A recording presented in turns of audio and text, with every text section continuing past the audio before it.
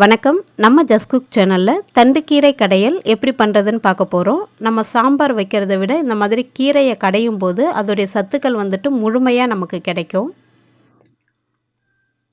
ஒரு கட்டு அளவுக்கு தண்டு கீரையை சுத்தம் பண்ணி எடுத்திருக்கேன். நான் தண்டில் நார் இருந்துச்சுன்னா சேர்க்க வேண்டாம், பிஞ்சு தண்டாக இருந்தால் சேர்த்துக்கோங்க. ஒரு தக்காளி, 10 பூண்டு பற்கள், 10 சின்ன வெங்காயம், 2 பச்சை மிளகாய் காரத்துக்காக எடுத்திருக்கேன். ஒரு பருப்பு சட்டிலேயோ இல்லை ஒரு பாத்திரத்துலேயோ 3 டம்ளர் அளவுக்கு தண்ணி சேர்த்துக்கலாம். ரொம்ப அதிகமாக சேர்க்க வேண்டாம். நம்ம எடுத்து வச்சுருக்கிற பச்சை மிளகாய், பூண்டு, வெங்காயம், தக்காளி சேர்த்து ஓரளவு வெந்ததும் நம்ம சுத்தம் பண்ணி வச்சுருக்கிற தண்டு கீரையவும் இது கூட சேர்த்து கரெக்டாக ஒரு 5 நிமிஷம் நல்லா வேக வச்சிடலாம்.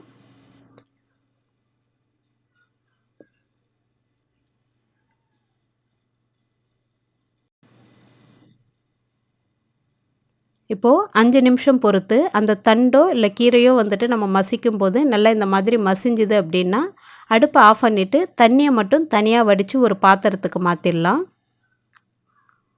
இந்த தண்ணி நம்ம கடைசியாக கீரை கடைஞ்சிட்டு சேர்க்க போகிறோம். அதனால் வேஸ்ட் பண்ணிடாமல் ஒரு நல்ல பாத்திரத்தில் வடித்து வைங்க. இந்த கீரைக்கு தேவையான அளவு கொஞ்சமாக கல் உப்பு சேர்த்துக்கோங்க. சேர்த்துட்டு இந்த மாதிரி மத்து வச்சு நல்லா நைஸாக கடைஞ்சி எடுத்துக்கலாம். மத்து இல்லை அப்படின்னா நல்லா ஆற வச்சுட்டு மிக்ஸி ஜாரில் கரெக்டாக 2 சுற்று மட்டும் சுற்றிக்கோங்க. நல்லா அழகாக மஞ்சு வந்துடும். இப்போது தாளிப்புக்காக ஒரு குழிக்கரண்டியில் 2 ஸ்பூன் எண்ணெய் சூடு பண்ணிவிட்டு கடுகு, உளுத்தம்பருப்பு, ஜீரகம் சேர்த்துக்கலாம். காஞ்ச மிளகாய் நான் 2-3 உடச்சி சேர்க்குறேன். கீரையில் காரம் கம்மியாக இருந்ததுன்னா தாளிக்கும் போது 2-3 மிளகாய் நீங்கள் எக்ஸ்ட்ராவே சேர்த்துக்கலாம். இது நல்லா பொரிஞ்சதும் நம்ம கடைஞ்சி எடுத்துருக்கிற அந்த கீரை கூடவே சேர்த்துட்டு மத்தால இன்னும் ஒரு 2 முறை நல்லா கடைஞ்சிட்டிங்க அப்படின்னா அந்த மிளகாயோட காரம், ஜீரகத்தோடைய வாசனைலாம் நல்லா கீரையில் இறங்கி வாசனை ரொம்பவே நல்லாயிருக்கும். இல்லை இந்த மாதிரி நீங்கள் தாளிப்பு பொருட்கள் சேர்க்காம தாளிப்பு வடகம் இருந்தாலும் போட்டு நீங்கள் தாளிச்சிக்கலாம். டேஸ்ட்டாக நல்லாயிருக்கும். நம்ம வடித்து எடுத்துருக்கிற அந்த கீரை தண்ணியவும் கடைசியாக இது கூட சேர்த்துட்டு நல்லா கலந்து விட்டுடுங்க.